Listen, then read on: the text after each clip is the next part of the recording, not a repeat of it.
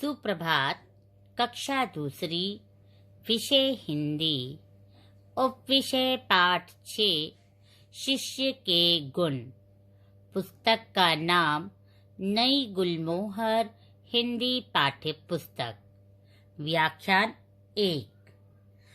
आज हम इस पाठ में महात्मा बुद्ध द्वारा दिए गए उपदेशों का उनके शिष्यों पर पड़ने वाले प्रभावों के बारे में जानेंगे तथा आप, जैसे कि पाठ का नाम है शिष्य के गुण, तो आप इस पाठ में शिष्य के गुणों के बारे में भी जानेंगे। तो चलते हैं, पाठ को पहले पढ़ते हैं और उसमें आए बीच बीच में कठिन शब्दों के अर्थ को भी जानते हैं।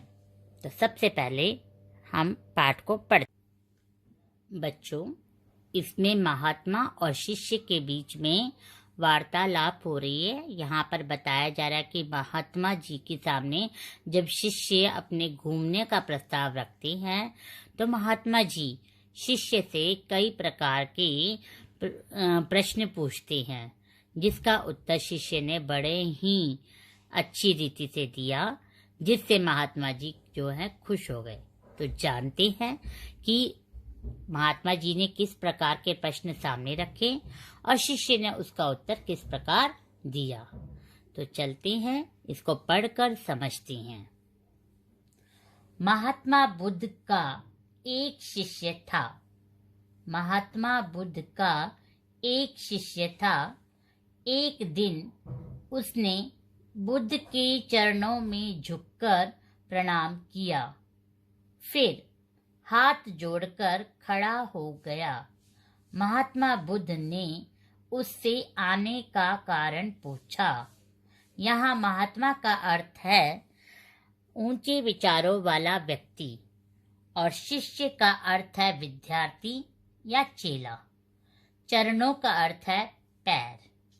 ठीक है, तो देखिए, एक बार मैं दोबारा पढ़ के समझा रही हूँ। महात्मा बुद्ध का एक शिष्य था, अर्थात महान विचारों वाले, जो ऊंचे विचार वाले व्यक्ति थे, उनका एक क्या था?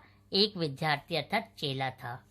एक दिन उसने बुद्ध के चरणों, बुद्ध जी जो थे उनके चरणों में अर्थात उनके पांव में झुककर प्रणाम किया, फिर हाथ जोड़कर खड़ा हो गया।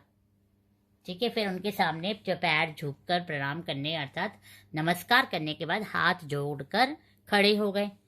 महात्मा बुद्ध ने उससे आने का कारण पूछा।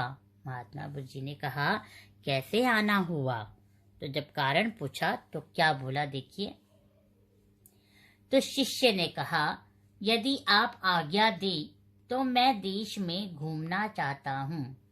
तो यहाँ शिष्य जी कहते हैं, यदि आप मुझे अनुमति, आज्ञा का अर्थ होता है अनुमति देंगे तो मैं जो है देश में घूमना चाहता हूँ। अब उस शिष्य की बात सुनकर महात्मा बुद्ध ने प्रश्न किया। देखते हैं क्या प्रश्न किया। बुद्ध ने कहा, अच्छी बात है, आप घूमना चाहते हैं, अच्छी बात है, किंतु तुम्हें रास्ते में अच्छे बुरे हर प्रकार के लोग मिलेंगे। आप जब घूमने जाएंगे तो ध्यान रहे, रास्ते में अच्छे बुरे हर प्रकार के लोग मिलेंगे। बुरे लोग तुम्हारी निंदा करेंगे, उस समय तुम्हें कैसा लगेगा? अब यहाँ पे बोल दिया कि रास्ते में हर प्रकार के जो है लोग मिलेंगे, लेकिन जो बुरे लोग होंगे वह तुम्हारी क्या करेंगे? निंदा करेंगे। उस समय तुम्हें कैसा लगेगा? यहाँ निंदा का अर्थ है बुराई। ठीक है, तो कैसा लगेगा? अगर आप कहीं घूमने जाते हैं और कुछ जो लोग बुरे होते हैं, निंदा करते हैं, उस समय आपको कैसे लगेगा? बुरा लगेगा ना। लेकिन यहाँ पर शिष्य ने क्या कहा, देखिए। शिष्य ने कहा, इसका मतलब है शिष्य ने कहा, मैं समझ लूंगा कि वे बहुत भले लोग हैं। भले का अर्थ है अच्छे। मैं समझ लूंगा वे बहुत अच्छे लोग हैं, क्योंकि उन्होंने मुझ पर धूल नहीं फेंकी और मुझे थप्पड़ नहीं मारे, भाई कम से कम उन्होंने ना तो मेरे पे धूल फेंकी, ना ही उन्होंने थप्पड़ मारा। सिर्फ क्या है, उन्होंने मेरी क्या करी, निंदा करी, अर्थात बुराई करी है ना, तो कोई बात नहीं, मैं उस समय समझ लूंगा कि वे बहुत अच्छे लोग हैं। कम से कम उन लोगों ने मुझ पर धूल नहीं फेंका, मतलब मिट्टी नहीं फेंकी, और ना ही मुझे थप्पड़ मारा। तो बुद्ध जी कहते हैं, उनमें से कुछ लोग तुम पर धूल भी फेंक सकते हैं और थप्पड़ भी मार सकते हैं। अब बुद्ध जी कहते हैं, ध्यान रहे, उनमें से कुछ लोग ऐसे भी होंगे जो तुम पर धूल फेंक सकते हैं और थप्पड़ मार सकते हैं। अब जो है, शिष्य ने कहा, मैं उन्हें भी इसलिए भला समझूंगा कि उन्होंने मुझे डंडे से नहीं पीटा। अब बुद्ध जी जब कह रहे थे कि चलो, अगर उनमें से कुछ लोग ऐसे निकल आए जो धूल भी फेंक सकते हैं और थप्पड़ भी मार सकते हैं, तो शिष्य तक कहते हैं, कोई बात नहीं, मैं उस समय समझ लूंगा कि वो इतने भले लोग हैं, उन्होंने कम से कम मुझे डंडे से नहीं पीटा। अब देखते हैं आगे। बुद्ध जी कहते हैं, डंडे मारने वाले भी 5-10 लोग मिल सकते हैं, ध्यान रहे, नहीं पीटा नहीं, अगर कोई मिल जाए 5-10 जो लोग होंगे, वो तुम्हें पीट भी सकते हैं डंडे से। तो अब बुद्ध जी कहते हैं, डंडे मारने वाले भी 5-10 लोग मिल सकते हैं। अब शिष्य बोलते हैं, वे मुझे हथियारों से नहीं मारेंगे, इसलिए वे भी मुझे भले जान पड़ेंगे। अब शिष्य कहते हैं, शिष्य ने क्या बोला कि कोई बात नहीं, उन्होंने कम से कम मुझे हथियारों से तो नहीं मारा, हथियार मतलब जो चाकू वाकू होते ना, हथियारों से नहीं मारा, वो इसलिए वे भी मुझे अच्छे लगते हैं, अच्छे जान पड़ेंगे। अब जो है, बुद्ध जी कहते हैं, देश बहुत बड़ा है, जंगलों में ठग और डाकू रहते हैं। यहाँ पर ठग का अर्थ है धोखा देने वाले व्यक्ति। डाकू तुम्हें घायल भी कर सकते हैं। घायल का अर्थ हुआ जिसे चोट लगी हो। बुद्ध जी कहते, देश बहुत बड़ा है, ये मत समझो कि देश छोटा है। जंगलों में ठग और डाकू रहते हैं। जो जंगल है उनमें धोखा देने वाले और डाकू जो मारते हैं वो रहते हैं, और उनमें से जो डाकू हैं वो तुम्हें घायल भी कर सकते हैं, अर्थात तुम्हें चोट भी दे सकते हैं। अब शिष्य कहते हैं, वे डाकू दयालु जान पड़ेंगे। दयालु का अर्थ है दयावान। वे जो डाकू होंगे वे बड़े दयावान होंगे, क्योंकि उन्होंने मुझे कम से कम जीवित तो छोड़ा। मतलब वे डाकू भी दयावान जान पड़ेंगे, क्योंकि उन्होंने मुझे कम से कम जिंदा तो छोड़ा, मारा तो नहीं। अब जो है, बुद्ध जी क्या कहते हैं देखते हैं। ये कैसे कह सकते हो कि डाकू तुम्हें जीवित ही छोड़ देंगे, वे जान से भी मार सकते हैं। अब बुद्ध जी कहते हैं, तुम ऐसे कैसे कह सकते हो, डाकू तुम्हें जो है जिंदा ही छोड़ेंगे, तुम्हें मार भी सकते हैं, ध्यान रहे। अब शिष्य ने क्या कहा होगा, सोचो, सोच सकते हो, देखते हैं क्या आपने सही सोचा। शिष्य ने कहा, कोई दूसरा हमें मारे उससे पहले वे मार देते हैं तो ये उनकी दया ही होगी। मतलब कोई दूसरा मुझे मारे उससे पहले वह मुझे अगर मार देता है, ये उसकी दया ही होगी। वैसे भी सबको एक ना एक दिन मरना ही है।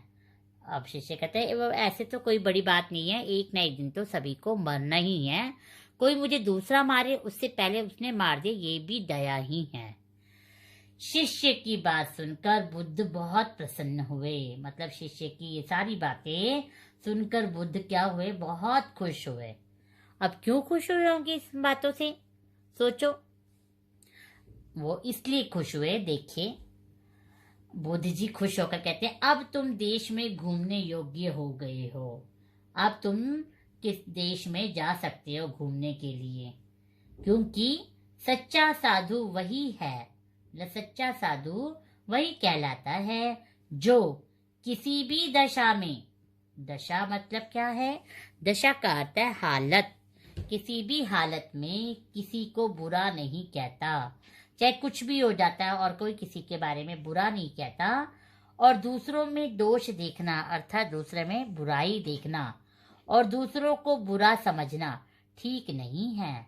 तो किसी को आपने ना तो दूसरों में दोष देखा ना दूसरों को बुरा समझा, इसलिए तुम घूमने जाने योग्य हो।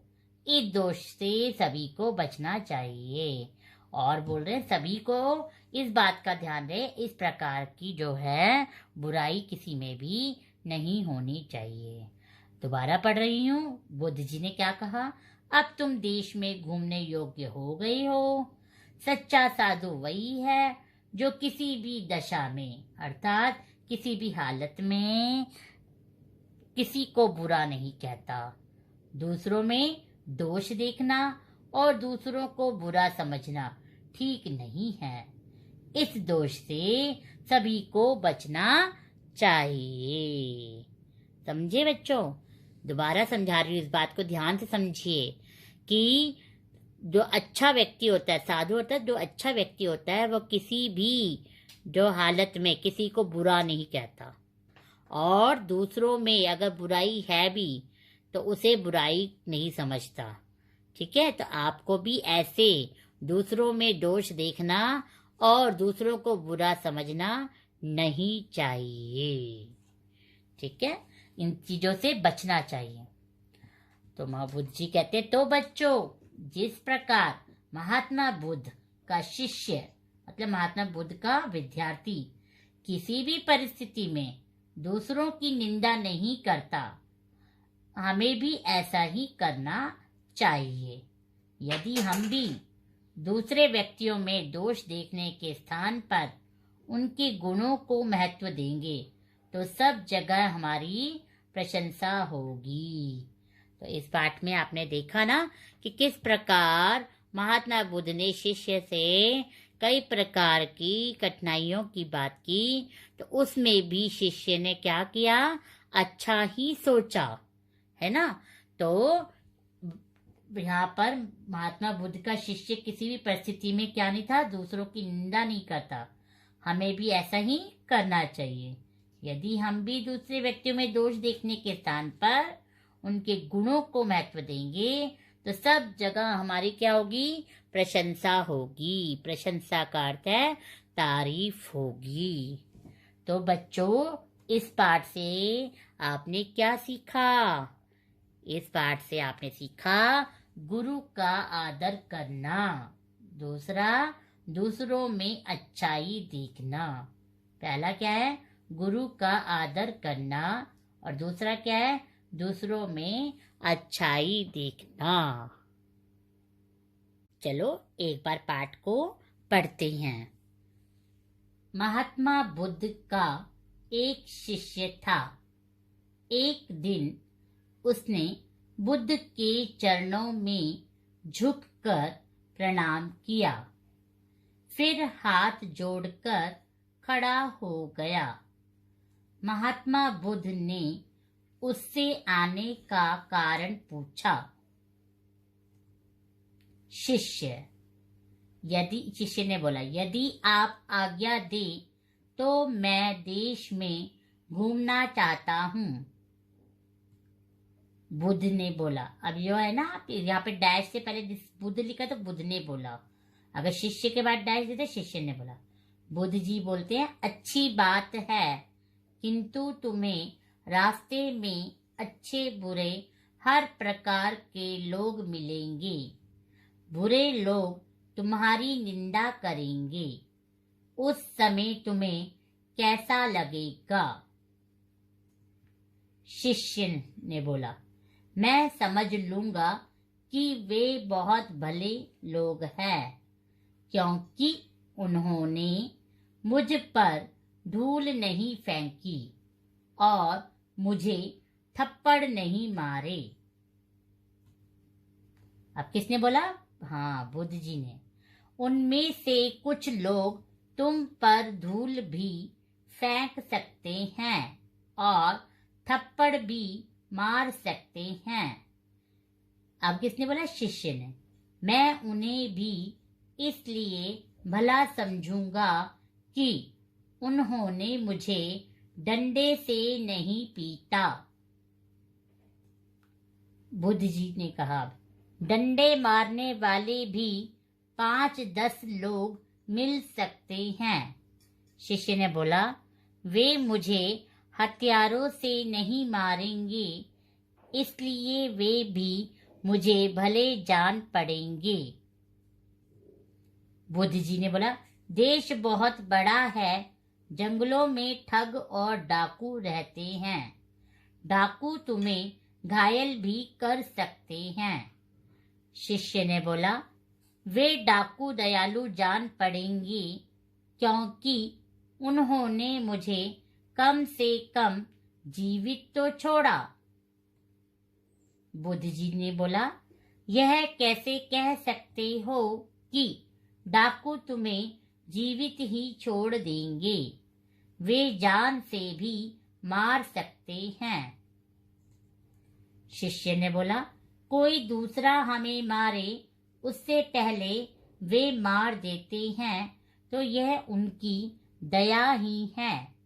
वैसे भी सबको एक ना एक दिन मरना ही है। शिष्य की बात सुनकर बुद्ध बहुत प्रसन्न हुए। बुद्ध, अब तुम देश में घूमने योग्य हो गए हो।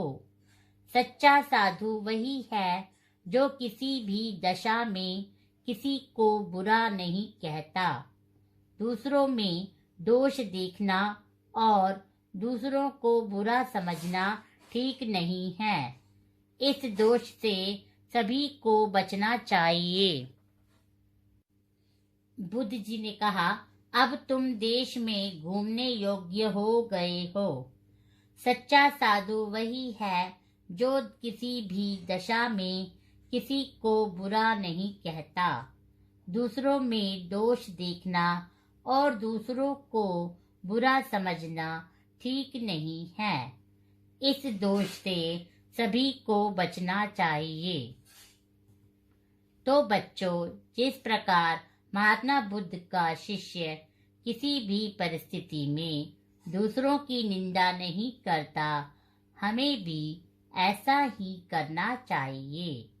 यदि हम भी दूसरे व्यक्तियों में दोष देखने के स्थान पर उनके गुणों को महत्व देंगे तो सब जगह हमारी प्रशंसा होगी। तो बच्चों, आपने पाठ को अच्छी रीति समझ लिया होगा, है ना? और जो बीच बीच में कठिन शब्द आए थे उनके अर्थ को भी समझ गए कि इसका क्या अर्थ है।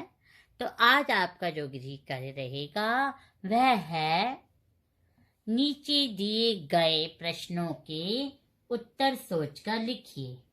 नीचे दिए गए प्रश्नों के उत्तर सोचकर लिखिए। क, शिष्य कहाँ जाना चाहता था? शिष्य कहाँ जाना चाहता था? अब आप सोचना कि जो शिष्य था वो कहाँ जाने के लिए सोचना चाहता था, कहाँ जाने के लिए कह रहा था। ख है, शिष्य की बात सुनकर बुद्ध क्यों प्रसन्न हुए? शिष्य की बात सुनकर बुद्ध क्यों प्रसन्न हुए? और ग है, बुद्ध के अनुसार सच्चा साधु कौन है? बुद्ध के अनुसार सच्चा साधु कौन है? आपको ये तीनों प्रश्नों के उत्तर जो है अच्छी रीति सोचकर फिर लिखना है अपनी कॉपी में। और लिखते समय ध्यान रहे कि कोई भी गलती ना हो, और लिखने के बाद एक बार पुनः इसे पढ़कर देखें कि आपने उत्तर सही लिखा या नहीं।